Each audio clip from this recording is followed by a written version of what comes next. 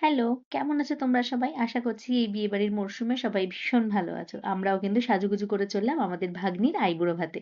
তো দেখতেই পাচ্ছ পিকুর চোখটা ঢুলু কারণ ওর ঘুম পেয়ে গেছে। তো এই আমরা ভেন্যুতে পৌঁছে গেছি। ভেন্যুটা কিন্তু খুব সুন্দর ছিল।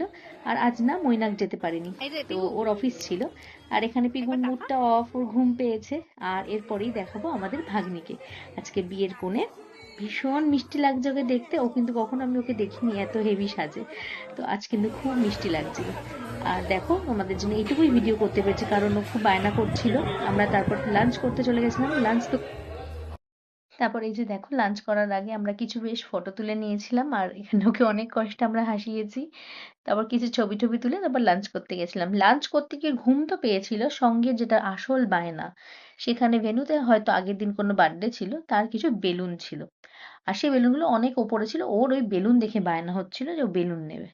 সেগুলো তো হাতের নাগালের বাইরে ছিল বলে ওকে আমরা পেরেও দিতে পারিনি। ওই থেকে কান্নাকাটি করেও আর কিছুই খাইনি আজকে। খাওয়ার সময় আর কোনো ভিডিও করতে পারিনি কারণ পিবু আজকে প্রচণ্ড বায়না করছিল। ওর ঘুম পেয়ে গেছে, সকাল থেকে আজকে ঘুমায়নি। কোনো রকমে আর কি ওকে নিয়ে করে এই জাস্ট বেরিয়ে যাচ্ছি। চারিদিকটা দেখো ভীষণ সুন্দর, দুদিকে দুটো টেনিসের কোর্ট আছে, তো অনেকেই চিনবে এটা। তো যাই হোক, চলো এবার বাড়ি যাওয়া যাক।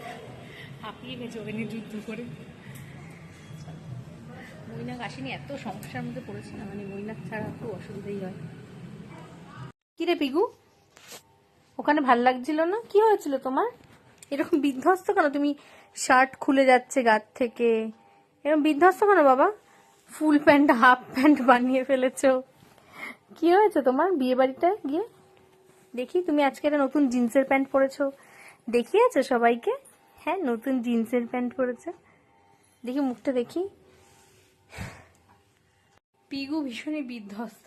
আর আজকে মৈনাক যায়নি আমাদের সাথে, ভীষণ নাজেহাল অবস্থা হয়ে গেছিল কারণ আমাদের সাথে গেছিল ছোট পিসি, মানে ওর পিসি ঠাম্মি আর আমার শাশুড়ি মা আর আমরা। মৈনাক না গেলে খুব অসুবিধা হয়, মানে ও হঠাৎ করেই বেলুন বেলুন করে খুব বায়না করতে শুরু করে। আর ওর বায়নার চোটে মানে আমরা সবাই নাজেহাল হয়ে যায়। আর ওর ঘুমও পেয়েছে, ও তার জন্য কান্নাও করছে, একদম একদম বিচ্ছিরি অবস্থা। আমাদের তো খুব করে বললো যে পরশু দিন মানে বিয়ের দিন সকাল সকাল যেতে, জানি না কি করবো কারণ মৈনাকের তো অফিস আছে। তো দেখা যাক, হয়তো যাব না, আর জানি না কি করবো। ও সকাল থেকে যদি ঠিকমতো ঘুম টুম দেয় তাহলেই যাবো। আজকে কি হয়েছিল ওই জানে। ও আজকে একদম সকাল থেকে ঘুমায়নি, কিছু করেনি। আর এখন বাড়িতে এসে এতক্ষণ পর ওর মুখ থেকে একটু আওয়াজ বেরিয়েছে। এতক্ষণ ওখানে কোনো আওয়াজও ছিল না, শুধু কাঁদছিল আর এই বেলুন বেলুন করে বায়না করছিল।